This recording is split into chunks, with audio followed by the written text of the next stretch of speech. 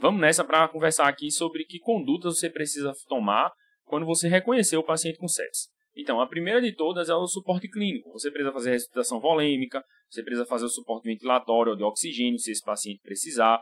Então, o paciente está desaturando, né, o paciente que está hipovolêmico, o paciente que está com a hemodinâmica comprometida, você precisa avaliar tudo isso aí e tomar as medidas de suporte. Vou detalhar sobre cada uma delas. A gente vai passar primeiro o geral aqui, depois a gente vai ver uma por uma. Aqui, ó, tá em negrito, tá até com a letra um pouco maior, antibiótico. É imprescindível e fundamental que seja prescrito um antibiótico no momento que você suspeitou que o paciente está com sepse. Então, você viu lá, Quicksulfa, CIS, pontuou, tem um foco provável, antibiótico. Então, você precisa decidir já nesse momento qual antibiótico que você vai usar, se existe um protocolo na casa que você trabalha lá, no serviço, se você vai seguir o protocolo, se não vai seguir o protocolo, por que não vai, se não existe, o que é que você vai decidir. Você tem que pensar nesse momento também em controle do foco infeccioso. Então, é um foco fechado, é um foco que você precisa de alguma intervenção de equipe multi para te ajudar, e aí você vai precisar avaliar, depender de qual é a infecção do paciente. Você vai solicitar laboratório também, culturas, é fundamental para que você possa identificar o patógeno especificamente e exame de imagem, caso seja necessário. Então, vamos lá para a ressuscitação volêmica. A ressuscitação volêmica você vai fazer em todos os pacientes. 100% dos pacientes com sepse vão precisar de ressuscitação volêmica. Então, você vai fazer 30 ml quilo em 3 horas. Você não precisa fazer em 1 hora 30 ml quilo, não. É em 3 horas que você precisa colocar esse volume de líquido no paciente. E aí, esse líquido você vai fazer a priori em todos. Alguns pacientes você pode tirar o pé e você fazer menos volume. Mas eu recomendo sempre, no paciente séptico, você tentar uma prova volêmica, exceto se o paciente já esteja muito congesto. Então, o paciente chegou, ele tem um EC descompensado, ele já chegou fazendo um edema agudo de pulmão, ele tem descompensação, tem um provável foco infeccioso, que pode ter sido a causa da descompensação. Então, talvez não valha a pena você colocar mais volume, porque ele já tem um comprometimento de controle volêmico. No resto dos pacientes, você precisa tentar fazer essa prova volêmica. Até se o paciente tem um coração meio chumbado, talvez valha a pena você tentar fazer um pouquinho de volume e ver como é que vai responder. Porque lembra que eu falei para você, o que é que acontece no paciente com sepse? Ele tem diminuição do volume circulante efetivo. Então, essa diminuição do volume circulante efetivo, ele prejudica a perfusão. E esse volume que você está fazendo aí, esses 30 ml quilo, é o que vai tentar repor a volemia desse paciente. É o que vai tentar melhorar a perfusão de rim, melhorar a perfusão no coração, no pulmão, no sistema nervoso central. Então, talvez, mesmo aquele paciente que você tenha receio, vale a pena você tentar fazer uma prova com 250 ml, depois você faz mais 250 e você fica ali avaliando como é que está a volemia desse paciente. Se o paciente não tem nenhum problema, né, de controle volêmico, ele não tem sede, ele tem um coração bom, é relativamente jovem, arrocha volume, 30 ml quilo. O paciente médio vai dar ali em torno de 2.100 e talvez um paciente que seja um pouquinho maior já fique bem mais do que isso. Então, você vai precisar fazer 2,5 litros, algo desse tipo. Como você tem 3 horas para fazer isso, vai correndo, né, em fases de 500 ml e reavaliando o paciente. Muitas vezes você não precisa fazer os 2.000 todos. Você faz 1 litro, às vezes fez 1,5 litros, o paciente já está bem melhor, recupera sensório, começa a urinar bem, o paciente começa a evoluir com melhora da taquipneia, então você começa a dar uma compensada só já com o volume. O líquido que você vai usar são os cristalóides. Não tem benefício em usar albumina comparado ao uso de cristalóide. Assim, não mudou mortalidade usar albumina, e a albumina é ridiculamente mais cara. Então você vai usar ou soro fisiológico ou Ringer lactato. Entre Ringer e soro fisiológico não há grande diferença, mas parece que o Ringer é superior. Existem algumas evidências teóricas e uns estudos aí mostram alguns resultados sobre isso, que o paciente que faz soro fisiológico ele tem um pouco mais de hipercolemia, mas quando você vai comparar, por exemplo, a disfunção renal, não tem diferença, não tem mais outras grandes mudanças com relação à expansão. Então você não tem tanta mudança em mortalidade, em tempo de internamento. Agora, tem uma tendência para o Ringer ter uma mortalidade um pouquinho menor. Então, existem alguns dados aí, alguns estudos que falam sobre isso. Então, talvez no paciente séptico, o uso do Ringer, né, que é uma solução balanceada, um cristalóide balanceado, ele seja um pouquinho superior ao fisiológico. Mas se só tiver fisiológico, tudo bem, pode usar. Pode usar o que você achar melhor, o que for mais disponível no seu serviço. Fisiológico ou Ringer, eles vão ter o mesmo efeito no final das contas. O suporte ventilatório, o oxigênio, você vai ofertar O2 se o paciente tiver uma saturação menor de 94%, então sempre que tiver desaturando, oferta oxigênio. E se ele tiver insuficiência respiratória, você vai precisar definir a via aérea. Particularmente no paciente séptico, não é legal a gente usar o etomidato. Cada vez mais tem estudos mostrando que o etomidato, é sabido que ele de fato faz essa insuficiência adrenal, mas por esse motivo, no paciente séptico, ele é um pouco pior. Então, o paciente que faz etomidato na sequência rápida de intubação, particularmente em sepse, ele tem um desfecho pior, ele morre mais do que o paciente que foi intubado com ketamina, né? Isso aí foi um estudo comparativo. Então, é importante que você evite o uso do etomidato. Se é só o que você tem, paciência. Vai usar isso aí mesmo e tudo bem. É o que você tem. Se é o que você tem mais mão e você acha que usar uma droga nova vai lhe prejudicar, bom, você pode até justificar isso, porque o que você tem que fazer é o melhor pelo paciente com a condição que você tem. Mas na aula de intubação que a gente vai ter, eu vou explicar para você tudo direitinho, qual a medicação que usa, por que usa, como usa. Então, você vai ter segurança para usar a ketamina. Então, prefira a ketamina e evite o uso do etomidato para intubar o paciente sério. Você tem que avaliar também a hemodinâmica desse paciente, né? Ficar colado ali para saber se ele precisa de suporte hemodinâmico. Basicamente, o que você tem que tentar fazer é manter a PM desse paciente em torno de 65. E a pressão arterial média, caso você não tenha um monitor para ver lá por método oscilométrico, que mede a pressão arterial média, é você fazer a sistólica mais 2 vezes a diastólica sobre 3. Então, se o paciente está com uma pressão lá de 100 por 50, ele vai ter um valor de 200, né? 100 mais 50 vezes 2, 100 também, 200, dividido por 3. Então, essa PM dele vai ser menor do que 70. Uma PM menor do que 70 é o suficiente para eu dizer que esse paciente está hipotenso. Então, ele tem alguma coisa ali alterada, ele não está com uma pressão tão ok. E aí, se tiver abaixo de 65, que é a meta, então, no paciente séptico, né, com hipotenso, né, com a pressão mais limítrofe, ele tendo uma PM menor do que 70, eu até tolero, mas ele não pode ter uma PM muito abaixo de 65. Então, na primeira hora, eu preciso que minha expansão volêmica ela seja suficiente para que a pressão desse cara suba. Então, se o paciente chegou com uma pressão sistólica menor do que 100, o paciente chegou com uma PM menor do que 70, eu preciso que, depois da expansão volêmica, ele tenha melhora. Se na primeira hora ele não melhorou, eu tenho que começar droga vasoativa. Então, cada vez mais, nos últimos anos, a gente tem sido um pouquinho mais agressivo, né? Tá definindo mais rápido por início de droga vasoativa, porque isso tem mostrado que diminuiu mortalidade. O paciente passa menos tempo hipotenso, ele passa menos tempo sob risco, né? Menos tempo perfundindo mal os órgãos, ele passa menos tempo descompensado. A necessidade de droga vasoativa para manter uma PM em torno de 65 é uma definição de choque séptico. Nas próximas aulas, a gente vai falar um pouquinho mais sobre choque séptico. Então, segura aí que daqui a pouco a gente vai aprender mais sobre isso. Agora eu quero falar com você sobre antibióticos. Essa é a parte mais importante do paciente com sepse. Esse é um dos pilares do tratamento da sepse, porque ele muda muito a mortalidade. Afinal de contas, a gente está falando sobre um paciente infectado. Assim como a expansão volêmica e manter a hemodinâmica desse paciente boa, tratar com antibiótico e resolver o foco infeccioso é fundamental. Então, é imprescindível que seja prescrito e esteja correndo na primeira hora. Você tem que prescrever, definir o paciente tem sepse, identificou, reconheceu, o paciente pontuou lá no CIS, no QuickSOFA, tem um foco provável, reconheci, vou prescrever um antibiótico, tem que estar correndo em 1 hora. Isso aí é fundamental. Se não acontecer e ficar repetidamente não acontecendo nos pacientes que você atende, na sua emergência, por problema com a farmácia, por problema com a equipe de enfermagem, caia em cima. Vá perguntar, vá atrás, vá saber, por que não está acontecendo? Por que está demorando tanto a chegar um antibiótico? O que a gente pode fazer para agilizar? Será que a farmácia não pode dispensar mais rápido? Tenta falar com alguém, fala com o seu chefe, porque isso aí muda a mortalidade. Isso aí faz diferença para o paciente, isso aí não é capricho. Então, é importante que corra na primeira hora. A escolha do antibiótico é para ser um antibiótico de amplo espectro. Então, não é a amoxicilina que você vai usar, não é cefalexina que você vai usar, não é a cefalosporina de segunda geração. Você vai fazer um antibiótico de amplo espectro para cobrir gram negativo, principalmente se você não sabe qual é o foco. E assim, é um foco indeterminado, é importantíssimo que você cubra gram negativo.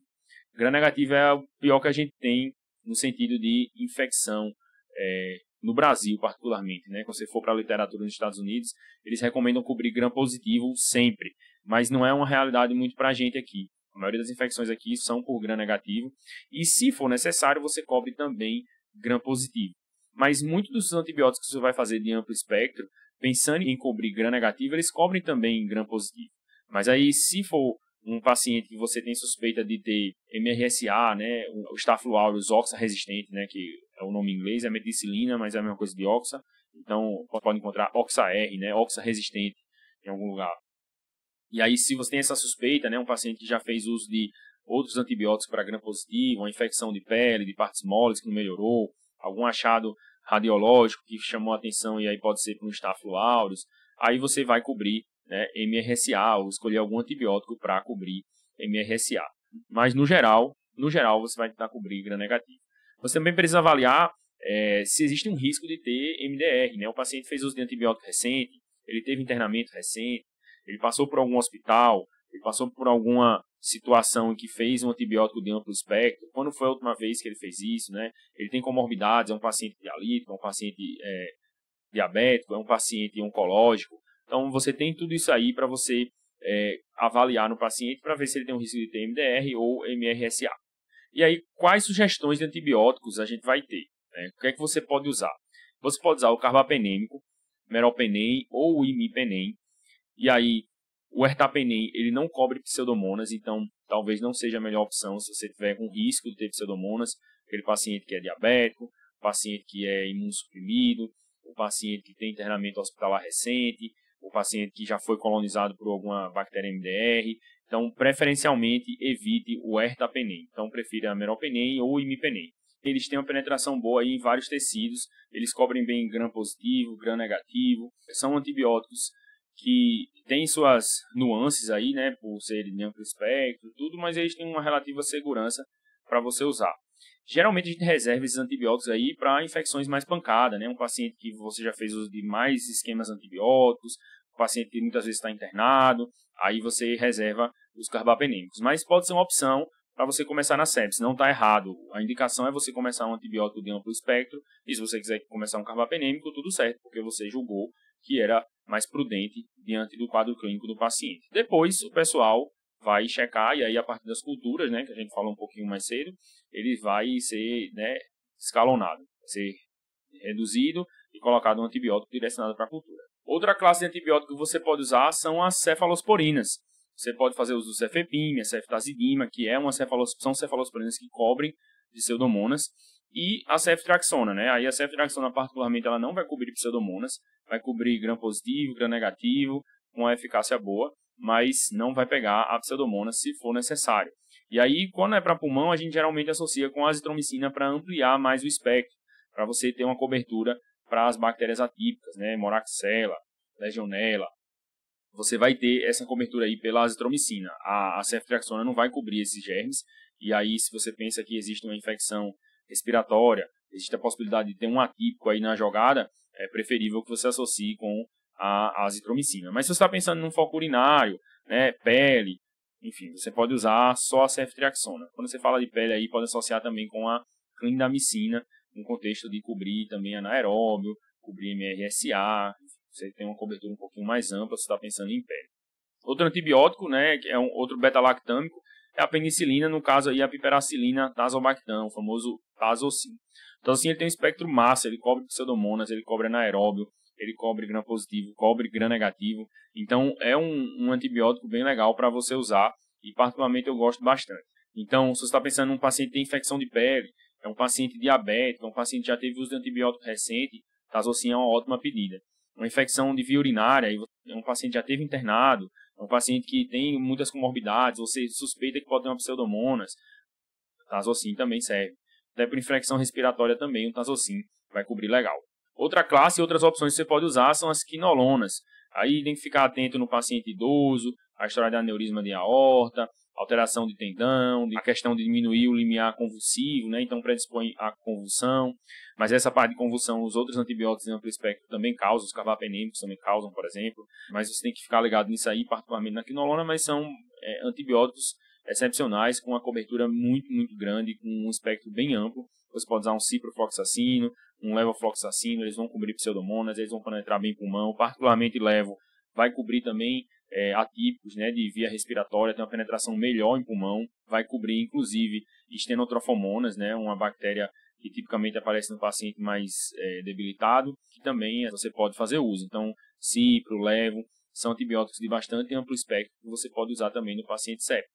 E outra opção também são os aminoglicosídeos, mas particularmente os aminoglicosídeos eles cobrem só gram-negativos. Então a micacina, a gentamicina, eles vão cobrir mais gram-negativos. A posologia deles é em 24 horas, então você vai fazer a continha ali por peso do paciente e vai fazer a dose toda em 24 horas. Porque assim você tem menos efeito tóxico renal, você tem menos nefrotoxicidade, você dá uma lapada só no rim, mas você mantém ainda um nível de concentração bom para tratar a bactéria. Agora eu vou falar para você o que é que eu mais prescrevo de antibiótico, né? Quais são as minhas opções, geralmente, o que é que eu faço. Bom, o Tazocin, como eu falei, é uma medicação que eu gosto bastante, é uma medicação que ela é bem efetiva, tem um espectro bem amplo e ela tem um efeito muito bom, porque a maioria dos pacientes que você vai pegar vão ter germes de comunidade, alguns vão ter uma infecção um pouquinho mais hard, né? Um germe mais forte, e aí você precisa ter um antibiótico mais potente, e o Tazocin meio que entra nisso aí. Ele cobre bem os germes de comunidade, ele tem uma cobertura boa para pseudomonas, então o paciente tem risco para ter pseudomonas, ele vai cobrir, ele cobre anaeróbio, então se estou pensando em foco de pele, ele vai cobrir legal. E aí eu não preciso fazer associações, basta fazer um antibiótico só. A dose são 4,5 gramas, né, venosa, de 6 em 6 horas. Ele pode causar diarreia se a infusão for muito rápida, então é preferível que ele seja feito em bomba, né, para correr ali em 2 horas, mais ou menos, e aí 2, 3 horas vai ser um tempo legal, o paciente tem menos diarreia. Mas como qualquer outra penicilina, o paciente pode desenvolver diarreia, pode fazer colite pseudomembranosa, e aí, particularmente o Tazocin, ele termina que causa também isso, e aí você tem que ficar ligado nisso. Mas, de maneira geral, é um antibiótico bem legal. Você precisa ajustar ele para a função renal depois do primeiro dia, né? Depois, no D1, você precisa ajustar a dose para a função renal e é só seguir a tabelinha que o pessoal da nefrologia do serviço vai ter, ou então procurar algum guia aí, mas geralmente você reduz a dose pela metade, você diminui a posologia ali de 6 em 6 para 8 em 8, fica mais ou menos por aí. Outra opção que eu uso com uma certa frequência também é ceftriaxona com azitromicina, porque tem mais disponível, e aí ele termina que tem um espectro também bem amplo, e a posologia é muito cômoda. Um paciente vai fazer uma vez só no dia, e a azitromicina também vai ser feita uma vez só no dia. Qual é o problema dessa associação aí? A azitromicina muitas vezes só tem VO. Ela tem uma apresentação EV, e aí se o paciente está entubado, se o paciente tem dificuldade de deglutir, é preferível que você faça EV, porque você vai ter uma biodisponibilidade melhor, mas se ele consegue engolir, você pode fazer VO tranquilo, e aí se o paciente tem condições, dá para fazer. Mas é um problema, caso você queira fazer tudo venoso, não vai dar com a azitromicina se você não tiver a apresentação no seu serviço. A ceftriaxona e a azitro, como é uma tomada só no dia, ela já começa no D1 e elas não precisam ajustar para a função renal. Então isso é muito prático para o segmento do paciente.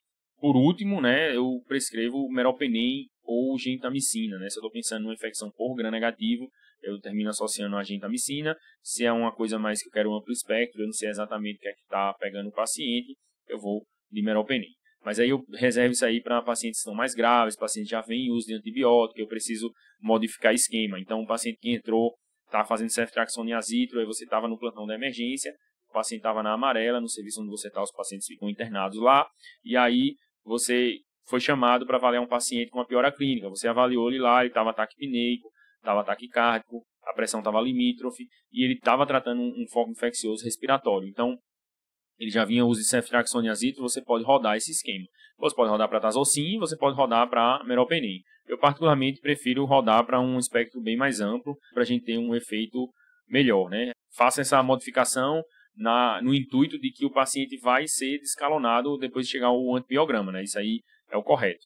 Mas assim, termina entrando com um espectro mais amplo para dar uma pancada real aí na bactéria e a gente consiga, né, debelar essa infecção que já não está mais sendo controlada, né? Então o paciente passou uns dias aí sem um controle efetivo, então ele já é potencialmente mais grave. Então eu opto por um antibiótico um pouquinho mais potente. Aqui só para tirar uma dúvida sobre a questão do antibiótico, D0 ou D1, né? O antibiótico que você faz de 24 em 24 horas, você já começa no D1. Então, o primeiro dia de administração, por exemplo, da ceftriaxona é D1.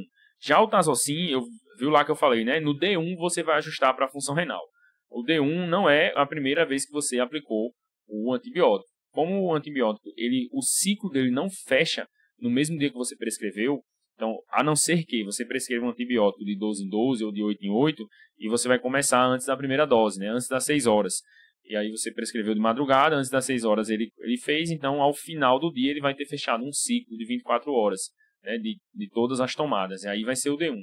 Caso não, caso ele tenha sido prescrito depois da primeira tomada, o paciente chegou 10 horas da manhã, correu o primeiro tazocin dele às 11 horas da manhã, então isso aí vai ser o D0, porque ele só vai fazer o D1 quando for correr a dose de meio-dia do outro dia. Então aí vai ser o D1. Aí a partir dessa dose aí você ajusta para a função renal. Então um antibiótico que não fecha o ciclo no mesmo dia, a dose inicial é D0. A partir das 24 horas de tratamento, vira o D1. E aí, tão importante quanto o tratamento antibiótico é o controle do foco infeccioso. Esse foco é cirúrgico, né? Tem uma linfangite, vai precisar de uma avaliação de cirurgia vascular, tem abscesso em partes moles, você avaliou ali que tem uma flutuação, tem alguma coisa que precisa ser drenada, é uma ferida operatória, né? É um pós-operatório, é uma artrite séptica, você precisa avaliar o que é que o paciente vai ter ali, qual é o foco provável de infecção desse paciente para que ele seja abordado caso seja necessário. É um foco indeterminado, então o paciente chegou com sepsis, você não conseguiu encontrar nenhuma outra causa provável, mas o paciente tem leucocitose, tem alterações de sinais vitais, ele tem um quadro infeccioso muito provavelmente, porque tem outras alterações, né, de exames que você coletou, mas você não sabe o que é, você não sabe onde é, o paciente está fazendo febre, então talvez seja preciso um exame de imagem para você esclarecer, porque às vezes é um foco fechado intraabdominal, o paciente tem um abscesso hepático, o paciente tem um abscesso em pessoas, o paciente tem algum foco fechado que não foi identificado ainda. Então você vai precisar de um exame de imagem para esclarecer melhor esse quadro aí. E aí, caso seja necessário algum procedimento cirúrgico, tem que acionar a equipe da cirurgia, às vezes direcionar o paciente para um serviço de cirurgia, né, pedir uma senha, tudo, para que ele seja avaliado. Também faz parte do controle do foco infeccioso o paciente que tem aspiração de via aérea, né, por exemplo, num quadro de pneumonia. Então o paciente está com muita secreção, você aspirar, fazer toalete da via aérea desse paciente, né, vai melhorar. O paciente que tem um empiema, fazer a drenagem do tórax, o paciente que tem um catéter infectado, se retirar do catéter. Isso aí faz parte também do controle do foco infeccioso. Então, além de você começar um antibiótico, você precisa adotar medidas para que você tenha menos bactéria, né? Da onde está saindo a bactéria, o foco das bactérias ali, o foco da infecção tem que ser também controlado, né? Seja ele por uma drenagem cirúrgica, ou seja por aspiração, às vezes por uma drenagem de tórax, ou tirar o dispositivo que está infectado, uma sonda vesical, um catéter, né, de diálise, um catéter central que está infectado.